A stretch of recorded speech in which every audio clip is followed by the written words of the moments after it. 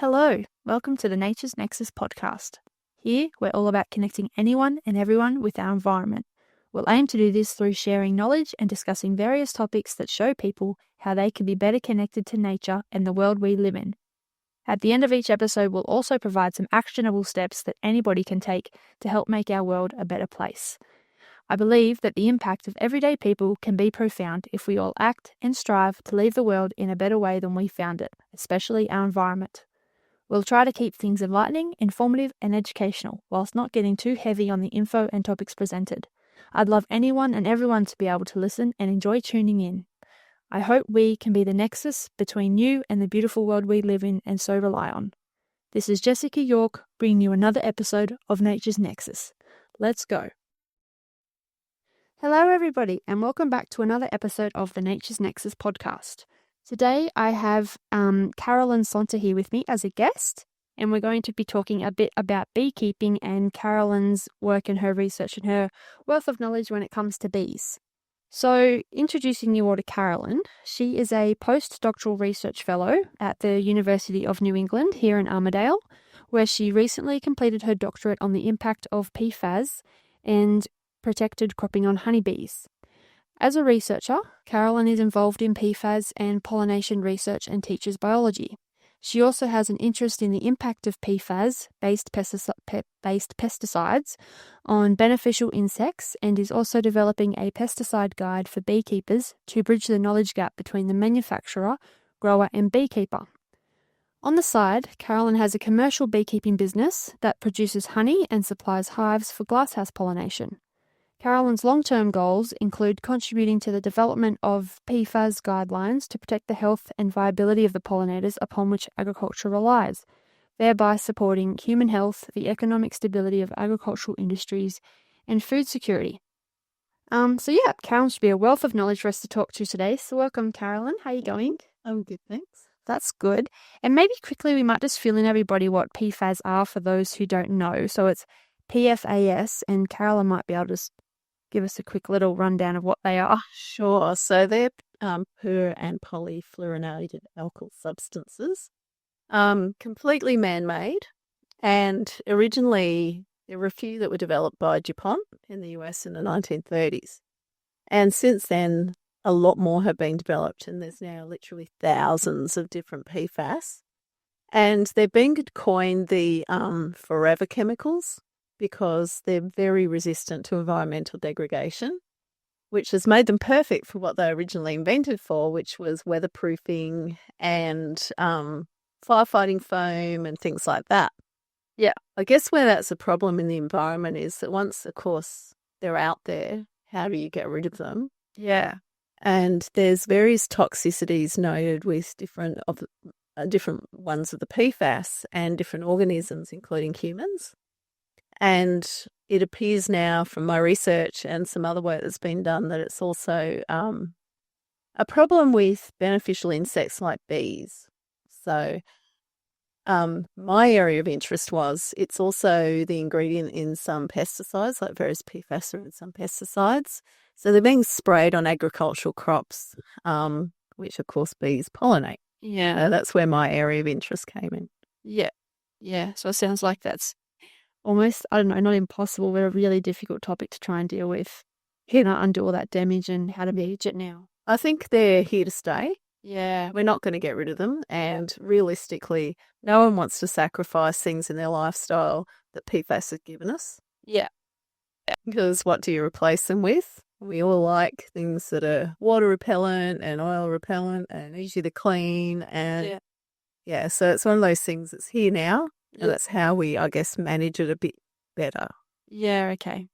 Yeah, and maybe some of the things like people could be aware of that they're in. Like, I don't know if there's alternatives that you can use that obviously might be less effective, but obviously much better for the environment, not getting any more out there.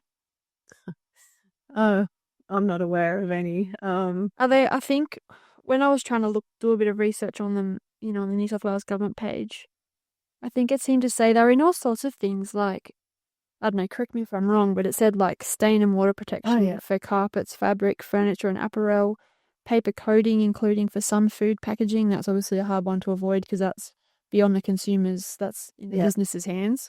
metal plating, photographic materials, aviation hydraulic fluid, cosmetics and sunscreen. That's interesting. That's one people can look for on the labels, I suppose, if they know what to look for. And medical devices. So there's probably a lot there that people can't really avoid. And it's one of those things like, if you take it out, what do you replace it with? And is the replacement going to be worse? Yeah. And we don't know, because we didn't realise that PFAS was such a problem until more recently. Yeah. So the chances are you replace them with something that you don't realise how bad it is until later. Yeah. Yeah, exactly. So it could be like the same issue again with something different potentially. And there's history of things like DDT and yeah. all those different things that seemed okay at the time and they turned out not to be. So sometimes you're better off knowing what you're dealing with from the start, which maybe some impatient people aren't willing to look into, because it could take the years of research before you can release it and use it. And even then, that might not be long enough. And I'm not suggesting for a second PFAS are good. It's just to be pragmatic about what we can actually do about what we've got. Yeah, fair enough. Oh, well, we'll get into more of that. But first, we'll start off with a couple of questions I like to ask everybody at the start of each episode, just to, I don't know, see what everybody's different answers are and give the listener an idea of where you're coming from. So the first question I like to ask is, what is it you love most about our natural world? I find nature absolutely fascinating. And when I think about all the really cool things in nature, like flying and navigation and all those types of things, we've tried to copy those a lot of the time, and often we don't do it quite as well. Yeah. And you're referring to as in like all the natural animals' abilities to navigate animals, and you only have to watch a volcanic eruption or something to go, nature is pretty amazing, and the power behind it all the time. Yeah.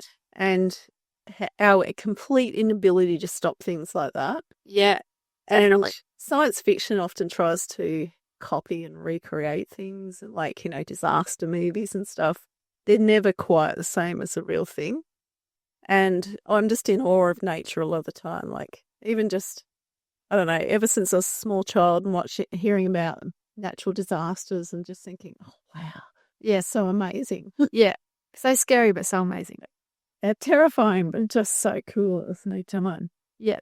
Yeah, no, I understand. Just the power and the wonder behind some of those natural events is, I don't know, yes, you would never imagine it. It's just, no, it's crazy. Amazing. Okay. And then the second question is, how do you get connected to nature, or when do you feel the most connected to nature? Is there anything you do? I love the colour and sound of nature. So I particularly love green. Yeah. And I love the sound of the wind in the trees and bees buzzing and birds tweeting. Yeah. And it's kind of like just that peaceful kind of sound. Yeah. And when I'm in nature, I kind of feel like my stress just melts away. Yeah. Yeah. And that's interesting too, because I know there's so much research that's been done now about the health benefits of being in nature, and I'd love to talk more to that in a later episode, but that's absolutely something that has been scientifically proven too, so I'm sure lots of people can resonate with that. Yeah, awesome. Okay, so I guess, you're very involved in the bee world. So what first drew you to, beekeeping and pursuing your studies with insects and pollinators? I've just always found bees fascinating. And to be honest, as a small child, I didn't know much about them. I didn't have a lot to do with them. Oh, okay. Other than I lived in New Zealand for a while, and I remember being about 6 and seeing a bumblebee on a flower. Yeah. And just thinking it was the most adorable creature and wanting to take it home. And of course, my mother wouldn't let me. Yeah. And bumblebees are the little fuzzy black ones, aren't they? They're black and yellow. Yeah. And they're quite big. Yeah. And they're really fluffy. Yeah. And that's what makes them so cute looking. It's all cute, and they look like they should not be able to fly because of the size of their body is compared to their wings. Yeah. And they're really interesting to watch on flowers because they're buzz pollinators. Right. So they shake the life out of flowers literally to pollinate. Oh, no. I don't know what they're on when I used to see them as a kid. Yeah.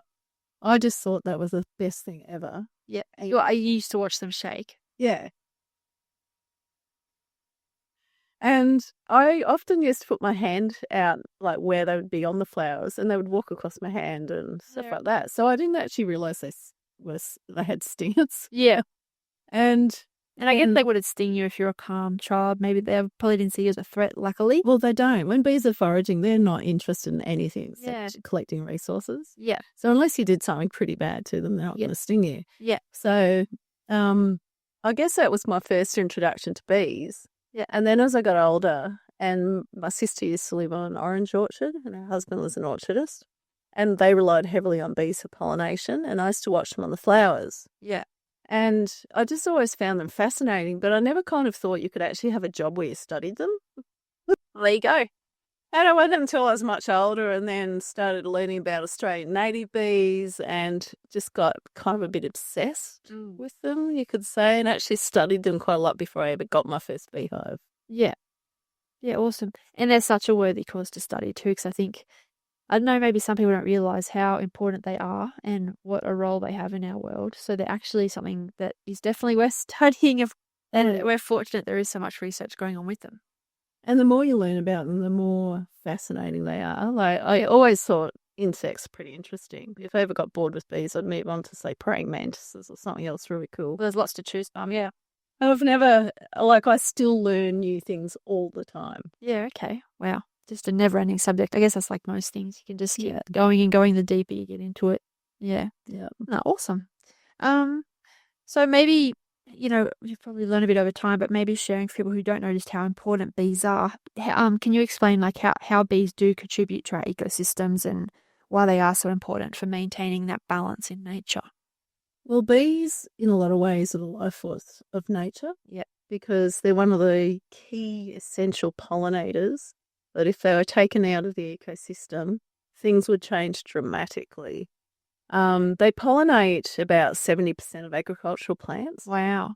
And there are plants that are wind pollinated, like cereals. So they don't rely on any insects. It's just literally the wind. The wind, yeah. So wheat, rice, things like that, corn. Bees will still go and collect pollen from them, but they don't actually need pollination by bees.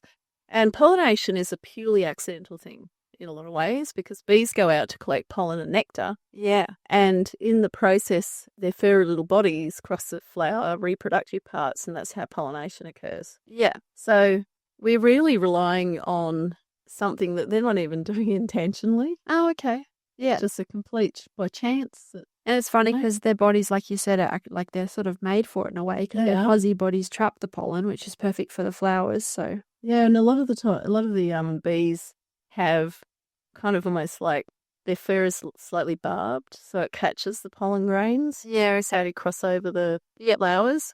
And without that cross-pollination occurring, you would end up with a real bottleneck of genes in areas. Yeah. So when you don't have diversity, you can run into real issues when things change. So when conditions are favourable to that particular plant or species, things are great because they do well. But if things change, and for example, you have extreme weather events or drought or the soil properties change, if those plants if you don't have a good mix of different genetics, you could end up with the entire species dying out. Yeah, wow. So it's really important to have that mix of genetics that happens with cross-pollination. Yeah. And a lot of plants can actually survive without cross-pollination in that a lot of times they can self-pollinate. But usually the plants are not as sturdy, and if they're fruit-bearing, you won't get as much fruit set, if any. And often the quality of the fruit's not very good. Yeah. So, and most backyard gardeners have seen what happens when you don't have pollination. Yeah. There's zucchinis and things where the flower just shrivels up and falls off. So yeah, okay. Versus if it didn't, that's what then turns into the fruit or the vegetable. Yeah. So that's when you have nice. So without the pollination, it just ends in the fruit. The flower just stops. Yeah, it just falls off. Or you have misshapen fruit. Berries, particularly, you'll end up with these misshapen fruit with really big hard seeds. Oh yeah, which are quite unpleasant. Yeah. Okay.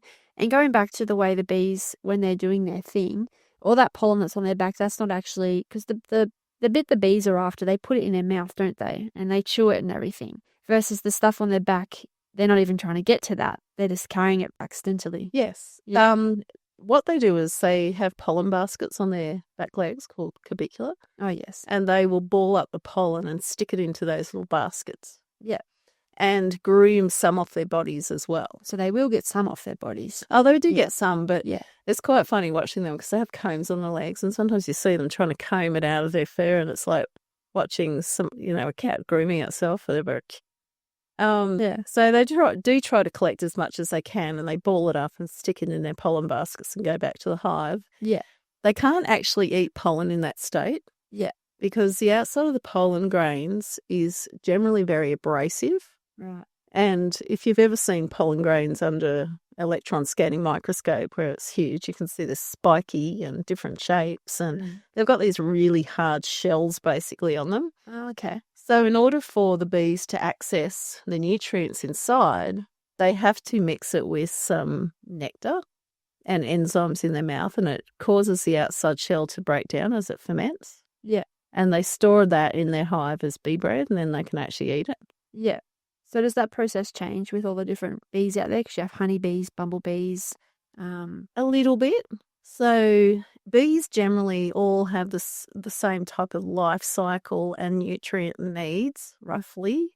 Honeybees, of course, are called honeybees because they make nectar, and they collect copious amounts. So they make honey, and they collect copious amounts of nectar to do that. Other bees will produce sort of small amounts, but not really what we would normally call honey. And As in, like, would that be bumblebees or which type? yeah, of bumblebees and that. So they Yeah. still collect nectar, and they eat some themselves, and then they feed some to their young, and they store some. Yeah. But it's not in the quantities that honeybees do. So are bumblebees still significant in the way that they can help pollinate, but they don't produce honey really that people might harvest? Yeah, so bees, there's roughly 20,000 species of bees in the world, and Australia has about 2,000 species. Yeah. So all of those bees are fantastic pollinators. Yeah. Sometimes they're rather niche pollinators in that they'll only pollinate certain types of plants, but other times, like honeybees, they're generalist pollinators. Yeah, and that means that they can go out and pollinate most things out there. Yeah. So that's where they've been so valuable for agriculture. Yeah. And honeybees are easy to manage. They can handle a lot of different climates. Yeah. And that's one of the reasons we need them so much. And sometimes people say to me, oh, I have no issue with honeybees. It's just they're not native and they're introduced. Yeah. It's like, well, do you enjoy eating introduced food? Yes. So much of the food we have is introduced. Yeah. Like all your stone fruit, a lot of your nuts, your stone fruit, berries, all those types of things. We just simply would not have them without honeybees, because often when they're flowering, particularly stone fruit, early spring, you just don't have honeybees around. Native bees around at that time, or in the number you need to pollinate them. So all the things like your classic veggie garden in your backyard, you're probably not going to be having your native honeybees. You really do need the exotic ones to... Mostly. You still get some that will visit things, but often they're not in the numbers you need. Yeah. And there are some plants that native bees really don't like pumpkin. You rarely get any native bees on those. Yeah. So, yeah, we kind of, if we want to eat an introduced diet, we need to introduce pollinators. Variety of the diet we have these days. Yeah, true. So what are some surprising things that most people might not know about bees and their behaviour? I could be here all day. It's probably so much. Is there something that stands out? There's a few things about bees that are just so fascinating. Lots of things. Yeah. But one of the ones I just find amazing is their brain is the size of a sesame seed. Wow. And in their short lifespan, they remember over 700 different smells. Wow. And they can navigate. Now, no one's ever given them a compass and shown them how to do that. Yeah. But they can go out and navigate by the sun. And they also can communicate the location of resources to their nestmates by the waggle dance. I've heard about this. I saw it on a day. I remember a documentary. It is so cool. Yeah. And they can even calculate wind speed, wind direction, all that type of thing, so that when the nestmates go out, they can find it without getting lost. Yeah. which is super cool. Wow. That is super amazing. They got this tiny, tiny little brain that they Tiny can do brain. all that. And I know animals with much bigger brains that can't do half those things. So Yeah, it's funny. It's funny. It just shows you that size really doesn't matter. It's no, they're evolved to do. It's hard to fathom, really. A bit like you said at the start, nature's just amazing. and one of the other things I love about honeybees is they're the ultimate feminist colony. So it's run by a female. Yeah. All the workers are female, and the males are purely there for reproduction. Well, they probably wouldn't progress with that. But yeah. Yeah. Yeah, wow. It's funny how all these different things can be structured. Yeah. Yeah. Mm. And really, the queen's pretty much sets the tone of the colony. It's Yeah. like a big organisation. If you have a psycho in charge, Yeah. things aren't great, Yeah. and the atmosphere changes. And when you have, a nice, calm, competent leader, everything goes smoothly. Yeah. They've got just an ultimate system. Yeah. Mm. Yeah, awesome. Oh, they are some really cool points. Do you think there's any lessons that people can learn from bees about working together Absolutely. You or only have even just living more in harmony with nature? Yeah. Yeah, bees share up the duties to make sure everything gets done. And they seem to, when you observe them, they seem to have quite a cooperative type of arrangement happening. To the point, though, where if you take a bee out of a colony and put her by herself, she will die quite quickly, like within a day or so. Yeah. So they really rely on each other for They support. do. And yet they have all the skills to feed themselves Yeah. and look after themselves. But for some reason, when you take them away from the colony, they don't survive for long, unless they're in a group. Why? I don't know. And it's been studied to see what it is. And it seems to be like a stress response. Yeah. Yeah. Because really they should be able to survive just fine on their own. Yeah. And the other thing is I've noticed is bees don't take more than what they need. So they don't exploit resources like humans do. Yeah. So yes, honeybees will store extra nectar and stuff in their hive, but it's really for a rainy day. It's just that we go and take it. Yeah. Yeah, so they're all storing that for sort of winter, aren't they? Like when the sunflower's out to be collecting nectar from. That's Yeah. where they need their resources to draw from. Yeah. Yeah. So That's a good one, actually. Yeah, not over exploiting your resources and just taking what you need. yeah. That's a really good one. People could take away. Awesome. Cool. And then maybe moving on to some of your personal insights or stories. Can you share a memorable or funny story from your time as a beekeeper? There's a couple.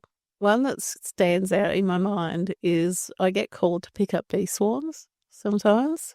As in when people might just see some bees swarming on a random tree. Yeah. Isn't that just when they're moving? Sometimes they will settle in. Oh, really? Mm. How long? Like indefinitely, or? Yeah, if it's a good spot, they can start building comb and live there. Oh, okay. I thought they would have. I didn't realize that they would just be on the outside of a tree. I thought they'd have to find a hollow or somewhere. Depends on the climate.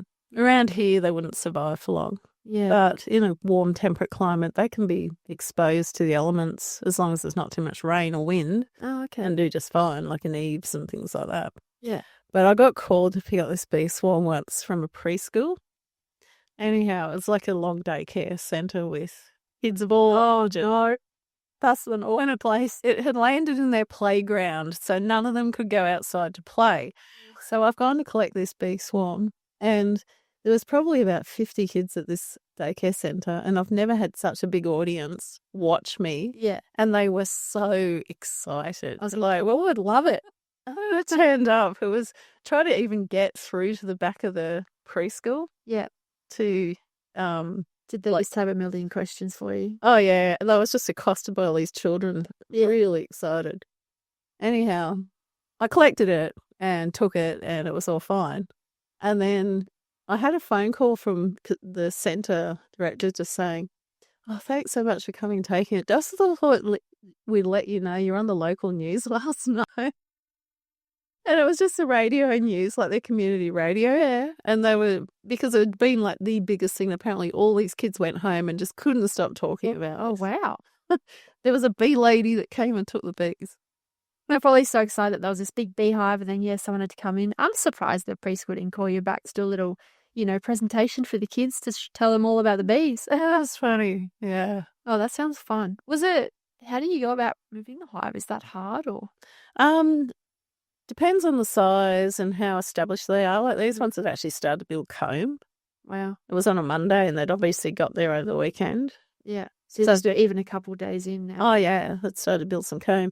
Generally, it's not that difficult. Like if you can find the queen and you put her in a secure thing inside of a As box. long as you look through them and pick her. Yeah. The others will just follow in. Yeah. Or if you can shake them all in one go. How long will close the lid? Yeah, okay. How long will it take them all to follow her into the box? I normally leave it where possible until sundown. And by that stage, they've all gone in. Yeah. Because you might go on. And that way you get all of them. Yeah. Yeah. Yeah. And you just have to have all your protective. I do. beekeeping I gear. see people sometimes on social media that don't wear gear. And to me, it's PPE. Like, I have got colonies that are so super calm, but they're wild animals. And you just don't know what might go wrong. And every now and then I hear of a story of somebody who has had that happen, gone up without protective gear. Yeah. Things have gone wrong. Yeah. I know one guy that got over 300 stings and he almost died. Oh my God. And I just think you could have just worn a suit. Something so simple. Just Yeah. I guess they want to feel like they're, in amongst the bees, but it's just the risk. It is not worth it, really. And it can just go so horribly wrong. Yeah. And for things you might not even know why. It's just not worth the risk. Yeah, fair enough. So what's the most rewarding part, do you think, from all your beekeeping? What do I just get so much pleasure out of just being with my bees. And like sometimes I kind of find collecting honey a bit annoying. Yeah. Because I like just going out and opening the hives and seeing what they're doing and just the buzz of them. And, on a nice summer's day or spring day when there's stuff flowering, the bees are happy, they're busy. And at the end of the day, I kind of feel a bit high. Yeah. After just going around doing all my hives. Gives you a literal buzz. It does, yeah. And it's just like, I don't know, there's just something so calming about their buzz. Yeah. And there's this whole thing, mostly in Europe, of like buzz therapy. I was going to say, I wonder if it's with the sound frequency of it. Apparently it's something to do with that. Like you can actually go and book and lie in these huts on top of a beehive. Oh. Like the bees can't get to you, but you can feel the vibrations. Wow. And you hear the buzzing. Yeah, and people claim that like when they're anxious and that it calms them. I haven't tried it, but I can imagine it would because it's, I don't know, it's just something nice about it. You've even nosing about it. Oh, wow. That's pretty cool. I didn't even realise that, but I guess people would be aware of it if they hadn't really been around beehives before. But there you go. That's something that people can ponder in case they might like to check it out. Awesome. So maybe we'll move on to some, talking a bit about bee sustainability. We sort of touched on it before in the introduction with the role the bees can play so much in agriculture and all the plants that rely on them for pollination, even all the introduced ones. So I guess, the question I had was what roles do bees play in agriculture? But I guess it's a fairly obvious answer.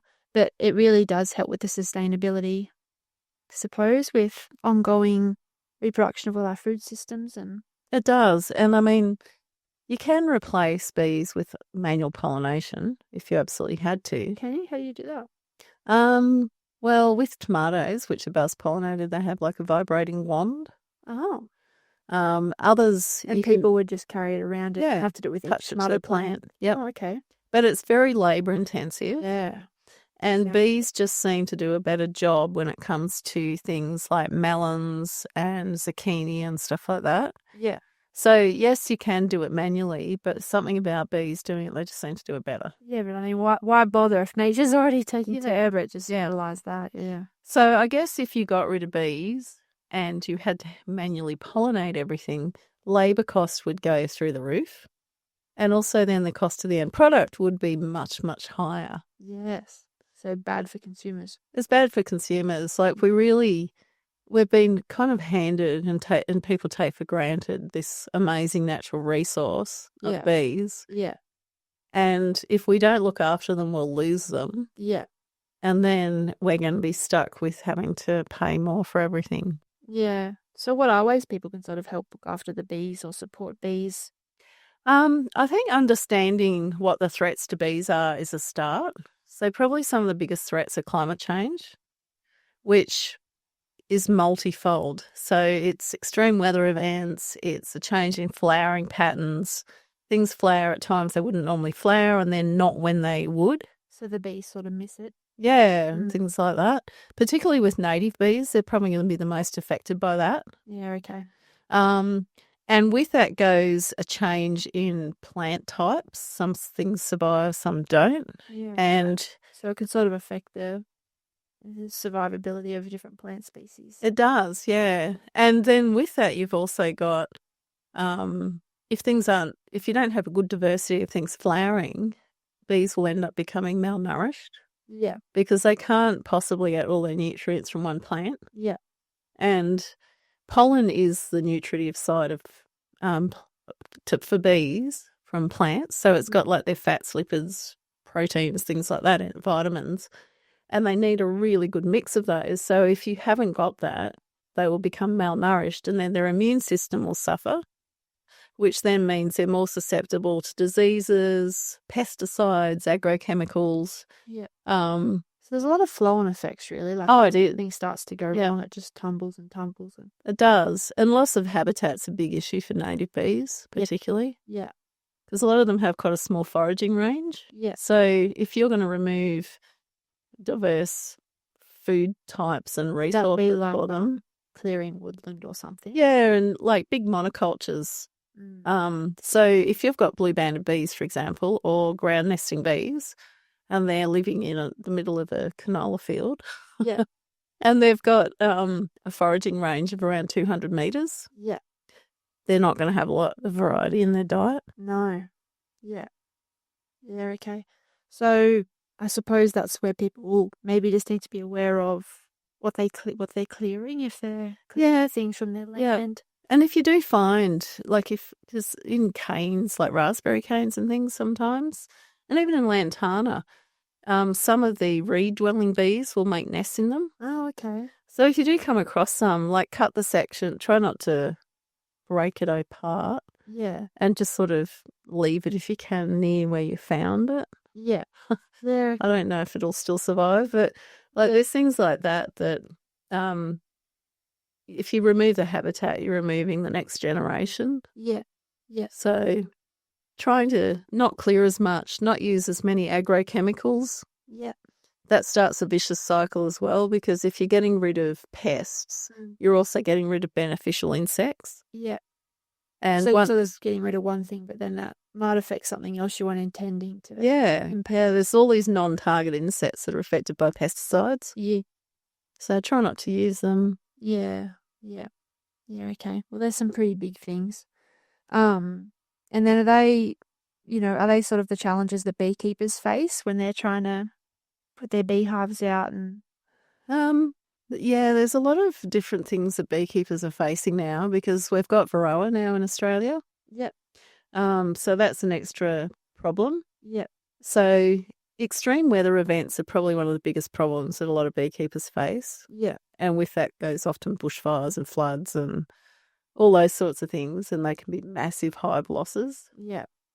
And then often the follow-on from that is a lack of forage for bees, a lack of resources, because if everything's burnt, they've got nothing to eat. Yeah. And you're trying to find somewhere been affected to put your bees. A lack of nutrition, and then beekeepers are having to feed them, which is expensive, and it's just not the same as a natural diet. Yeah. So there's a lot of those sorts of stresses for particularly commercial beekeepers. Yeah. Like when you've just got one backyard hive, you can sort of feed them, and it's a bit easier than when you've got 1,000. Yeah. Well, yeah. And then there's also, new pests coming in, the threat of new pests, viruses. Where do they come from? Do they come from overseas, or do they come from issues in the environment? Well, we already have quite a few viruses for bees. in Australia. It's just that our bee colonies up to this point have been reasonably robust. So if they're healthy enough, they can sort of Usually, yeah. And it's like kind of like us. Like if our immune system's suppressed, Yeah. if you're carrying a virus, you might not even know until your immune system's suppressed. Yeah. And then it will show its head and you then become sick. And bees are much the same. Yeah. So if you can keep them healthy, you don't have those diseases and viruses. And also the next generation is healthier. Yeah. Whereas it's this flow on, and often things aren't bad for the first generation, but several generations down the track, then you start seeing major problems. Yeah. So how do you go about finding places like where to put your beehives? Well, I try not to move my hives around very much. I guess I'm lucky in that I'm not paid for big pollination events where I've got to take them to the almonds or something like that. So I've just got a small business operating around here. Yeah. It's very stressful for bees to move them long distances. Okay. So what A long distance. well, it's actually stressful to move them at all. Oh, okay. But it's also stressful if you're moving them several hundred kilometres and they're bouncing around on a truck and things like that. Yeah. So what I tend to do is set them up in permanent apiaries of just a few hives. And that way they usually have enough resources without overstretching an area. Yeah. Because I'm also mindful of the fact that there's native bees that need forage there too. Yeah. Yeah. So I tend to keep mine in the one place, and I'm lucky that where I work, I know lots of people who want beehives. Yeah. So there's a lot of just networking, really. It is, yeah. Asking. Yeah. Yeah. So I can just have apiaries set up on people's properties, like rural properties, Yeah. and leave them there for years, Oh, awesome. which is ideal for me and them. So if it's a nice, diverse enough area with enough different plants that can sustain the amount of bees you have in your hive, Yeah. sort of stay there. And then what was the other thing you just touched on before, that if you are paid, do farmers pay beekeepers to come and bring all their bees to pollinate their crops, do they? Sometimes, yes. Oh, okay. So, for example, there's like big pollination events for berries, almonds, cotton. Yeah. And even more the fruit and veg farmers might need to hire a beekeeper Yeah. to come in. Yeah. Oh, okay. Very good. That's a good way for you to, I mean, income or just to... It is, but businesses? it can also be a bit of a problem because Very seasonal. it's seasonal, and also you might be sharing that site with other beekeepers, Oh, okay. and sometimes they can become disease spreading events. That's me on. Yeah, be aware. It's like kids at bake. It is Doing exactly the same. Yeah, and because honeybees are not territorial, they will float in and out of each other's hives, and Oh, okay. that's how stuff gets spread. Does that mean you might take home some of the other bees? Oh, sure. Yeah, Yeah, right. and they'll take up some of yours. Yeah, yeah. So I guess when you have the flip side of that, if there was anybody who was interested in having beehives or having a beekeeper come around to their place, where would they go look or start that process? Probably if they just wanted a backyard hive for the Which would be pollination. like the one box. Yeah. So one complete hive. Yeah. Probably contacting their local bee club to see if there's anyone that's interested in putting a hive in their yard. Oh, okay. Yep. Um, There's have to look them up on social media or Google or something. yeah, if they're in a coastal area north of Sydney, I would suggest they consider maybe trying to get a native beehive themselves. Why's that? Because then you don't have to maintain them. You just have to make sure they don't get too hot in summer. Oh, okay. Yeah. You don't get any honey from them or anything like that, of course. Yeah. But they're fantastic little pollinators. About the only thing that I know they won't touch is cucurbits, so like cucumbers, pumpkins, Oh, peonies. Yeah. But anything else, Yeah. they're fantastic with. Yeah. So are you referring to here where people would have to buy their own hive, or would there be beekeepers who'd be willing to come and put a hive there? Oh, Some people are willing to put a honeybee hive, but if it's a stingless beehive, I don't know anyone that would do that because Yeah. they're very valuable. oh, okay. Yeah. I don't they would cost too much. Yeah, and they get stolen easily and things like that. So, Oh, okay. I personally would not put a stingless beehive in someone's yard Yeah. if I was the owner of it, Yeah. but some people might But how would people know it's stingless, like to go and steal it? because it looks very different. Oh, does it? Yeah, they're much smaller, and the Oh, bees coming and going are tiny little black bees. yeah. Yeah, okay. And then I guess is there like a local or even a national sort of beekeeping page where people could get in Yeah. contact with beekeepers? Not to my knowledge. You're probably best off contacting the state amateur beekeeping association or the APRIS association. Okay. So each state has one that looks after that state. Yeah. And yeah, trying to get contacts that way. Yeah. Or sometimes just word of mouth, like just ask around. Just ask around, yeah. So I'm sure if people looked into it, they could get onto somebody somewhere. Yeah. I mean, there are things to consider with a backyard hive. Yeah. Like pets can be, and small children. Yeah. Also be having allergies, yeah. I know. Type of thing. Yeah, I've seen that pets can get allergies as well. Like I've seen dogs swell up from bee bites and stuff. So they're all things to consider. And some dogs are sensible around hives and others are just not. Yeah, yeah. And also, how many bees in a hive? I mean, it's probably worth considering there's probably quite a few bees per hive. There is. So in a strong beehive, you can have 50 to 60,000 bees. Yeah. Thousands and thousands. Yeah. Most of them you don't see because most of them are inside the hive doing duties in the hive. Oh, okay. It's only the older ones. Take turns going out, or? I know, it's just the older ones that go out. So probably the last couple of weeks of their life is when they'll be leaving the hive and foraging. Oh, really? Mm. Oh, why is that?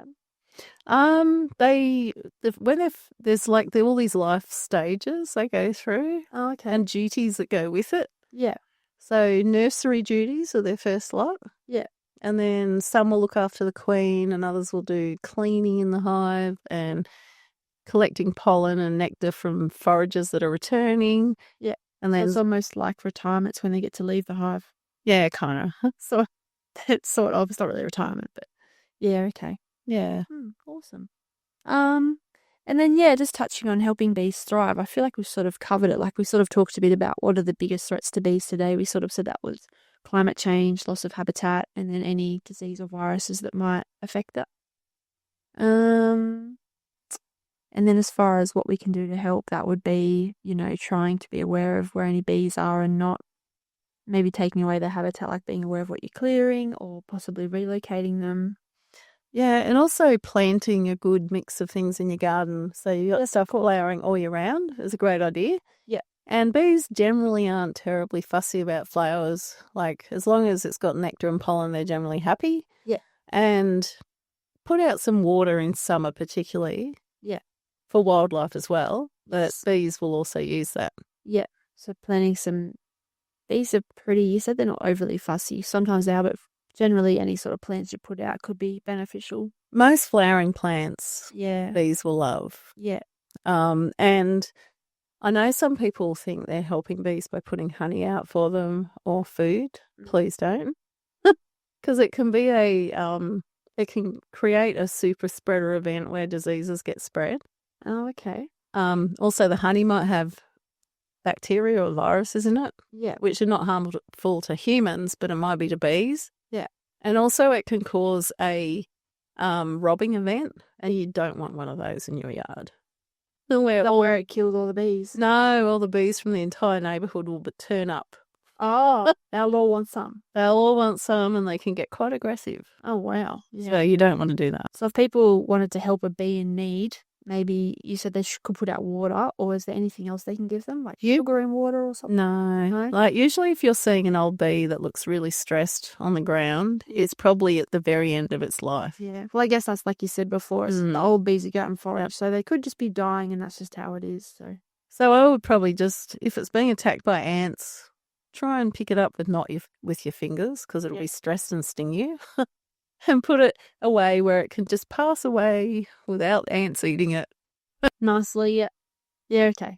So sometimes there's not really much you can do. No.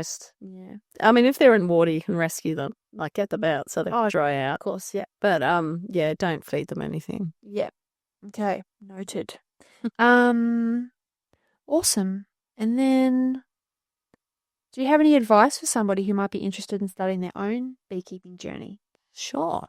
It's very exciting and rewarding, but it's also work. So it's not something you can just learn in 5 minutes. Yeah. I would suggest you join your local bee club, do a course. Like a course through TAFE or an online course? Or? Usually there's local people that run beekeeping courses. Like we have a guy around here that runs them. Yep. And if you join a bee club, you can get assistance, sometimes mentoring, And make sure you do register with the Department of Primary Industries. That's a legal requirement. And even if you just got one hive in your backyard. Yep. Absolutely. And there are legal obligations with managing hives that you need to be aware of. Yep. So it can be an extremely rewarding thing to do. And I mean, it's easier than, say, keeping a dog or a cat. You don't have to feed it every day. Yeah. But you probably need to be willing to dedicate an hour or two once a fortnight at least in summer and spring to looking after it. Yeah. Okay. And then is this advice more general for us here in Australia, or do you know if that would change much worldwide? Probably not much worldwide. I mean, it's really hard to say depending where you are. And like spring, summer are kind of your really busy periods with bees. Yeah. And you do have to be on top of it, or you can end up with them becoming overcrowded, swarming, things like that. So you have to be prepared to sort of, like, do they move themselves if they grow too many in the hive? Do they take themselves away, or you need to split them up? If you don't intervene and either split the hive or do other things to stop them from getting overcrowded, they will probably swarm. Yeah. And you will lose half the bees. And if it ends up in your neighbour's wall or something, they're going to be really unhappy. Yeah, that'll be awful. Yes.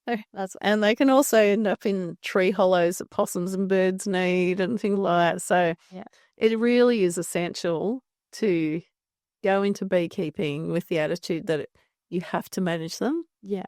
And even if you get yourself a flow hive, which are really popular, it still means you have to manage the bees. Yeah. It just means when you harvest honey, you're not having to pull the hive apart. Yeah. But you still have to open them, check the brood area, do your health checks on your bees, or you will have problems. Yeah, okay. What's a flow hive? Oh, they came out probably 10 years ago, where it's instead of having to pull out the frames of honey, you turn a tap on the back and the honey flows out. Oh, okay. So it's great for somebody that just wants one backyard hive and doesn't want to buy the extracting gear and stuff like that. But it is definitely still requiring skills of beekeeping and responsible management and all that type of thing. Yeah, okay. Awesome.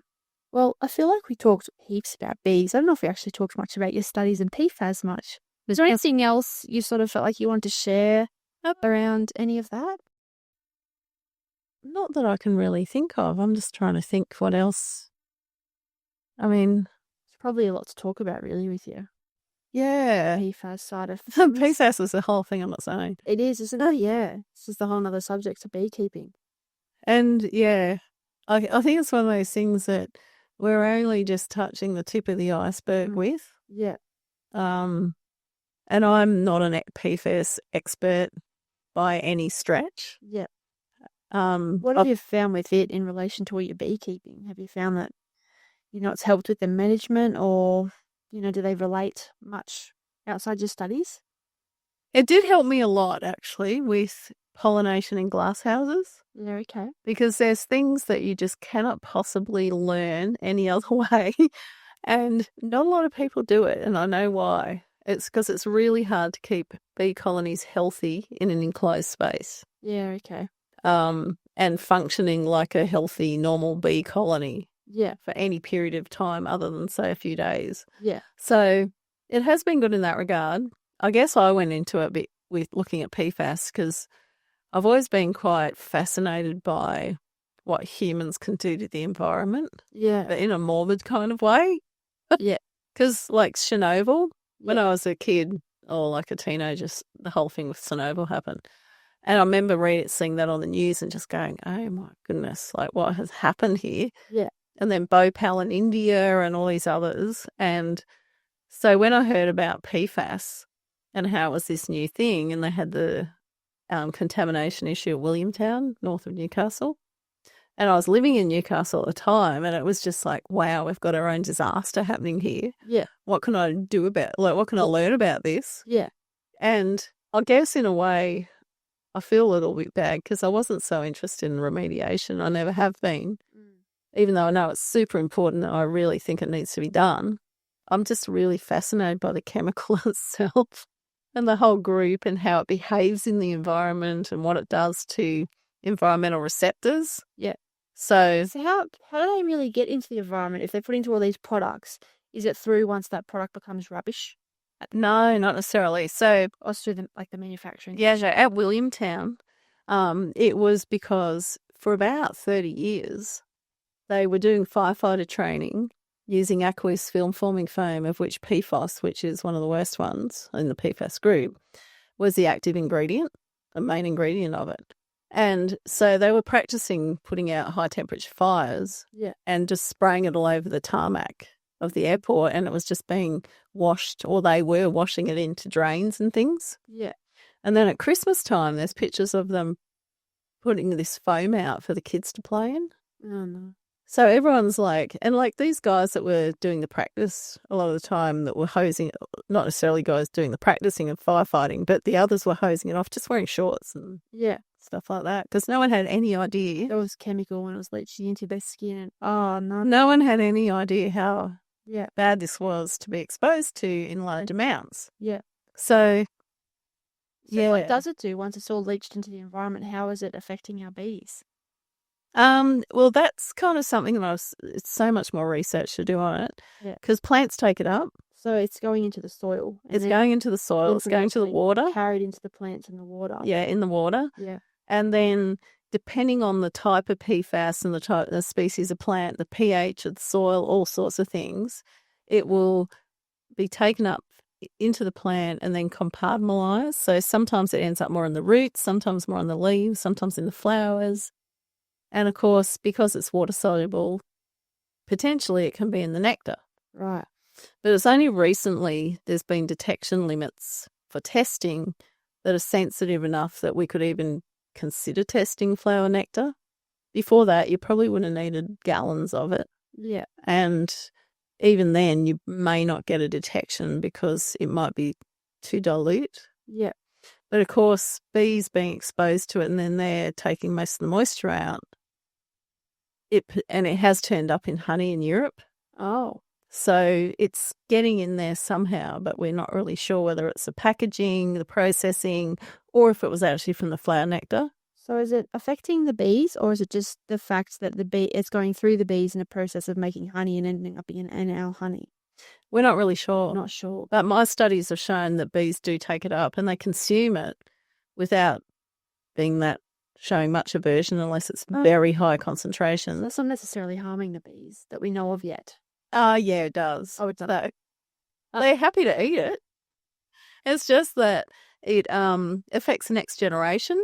Oh, it makes smaller bees in the next generation. Yeah. It causes proteobic changes in their protein producing ability. Yeah. And when I'm talking proteins, I'm not talking dietary proteins. These are like the proteins that make up your cells. Some are upregulated or downregulated, which are changes that you don't really want to see.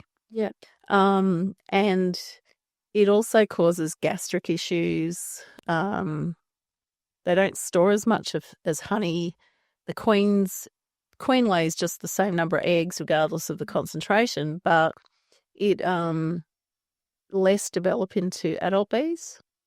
Oh. So over time, with chronic sublethal exposure, you would have colonies just dwindling because they're actually dying out. Fully developing properly, and then they fully develop, but there's changes. Oh. Yeah, so they're not showing birth deformities or anything like that. Yeah. They're just slightly smaller, which means the glands that they're producing food for the next generation will be smaller. Oh. Okay. And their health is affected, like their gut health and things like that. So that's a ripple-on effect. A ripple-on, down. So where is it affecting bees? Is it, I don't know if you know the answer to this, is it just sort of in the areas near where the PFAS was? Well, we're not really sure, and we need to do a lot more research. I've just really touched on it in my PhD and my honours work. So we know PFAS is often in paint. Right. Bees' hives are usually painted. Bees like to chew paint. It could also be in plants. Yeah. They could be drinking it in surface water puddles. Oh, so it could be a bit more widespread. It could be in so many things. It could be. And until we start testing honey more, like It's also in crop protection products. Oh, wow. So until we start testing honey, and I don't think it's ever been done across Australia, but I would like to do that, and we start looking at safe exposure for bees, Yeah. like in agricultural areas, Yeah. because I'm very skeptical of bee-friendly products, Yeah, okay. then they're really at a risk of suffering quite a lot from exposure. So I also did an experiment where I looked at the effect of protective covers on bee health, on beehives under the nets. Yeah. And I guess a lot of things, the thing that I've come away with thinking is the things we do to make our lives easier Yeah. as consumers Yeah. are often impacting negatively on things that we rely on to produce our food, like bees. So we probably need to look at how we're actually producing food and see if we can make it more bee friendly. Yeah. And like using things like pheromone targeted insecticides instead of like broad spectrum ones. So ones that will like attract and target specific pest insects instead of just spraying something that kills everything that's on it. Yeah. Do you think they would be, I don't know if they're guaranteed to not still attract other insects, or they might still. The ones that have been developed work really well. Okay. Some are for caterpillars and things. Yeah. And nothing else is attracted to them. Oh, okay. And like fruit fly ones and That's stuff. good. They just ignore the smells, there they sort of tend to ignore it. Yeah, well, it's not appealing to the other insects. Yeah. But I guess the downside is often they're not as long-lasting on the plant, so they've got to be applied more, things like that. Yeah. Sounds like it's such a big world to delve into with so much research to look into all the world of PFAS and what it's done, but it's a shame it's already out there in it's already in the systems. It's, like you said, about managing it now is the real challenge. Well, it just goes with all the other stuff like microplastics. Yeah, or the other issue people have created. Yeah. Such a shame. Oh, well, I think that probably brings us to the end, and we probably need to wrap up for today, but thank you so much for coming on. Thanks for having me. That's okay. I do have one last question. It was a question from our previous guest, and that is, have you always been connected with nature, or did something happen to bring it on? I think ever since I was a little kid. Okay, I lived my childhood in Fiji, in Tonga. Awesome. And we're out in the sticks. Right. Like, we were not in cities, anything like that. Yeah. So my early memories of just having fun is being outside, playing in nature. Yeah. Like trees, climbing trees, all that type of thing. So I think I always have been kind of just out amongst it. Yeah, out amongst it. Yeah. And I've always struggled to sit in an office all day. Yeah. Yeah. It's just, you've just torture. Sounds like you've just always liked it then. Yeah. Yeah. Oh, awesome. That would have been a pretty cool childhood being in Fiji. That's something different. It was, yeah. It was. Like that's a whole other conversation. Yeah. Awesome. And then to wrap the episode up, I like to leave an actionable step for anyone and everyone that they can do relating back to what we talked about today.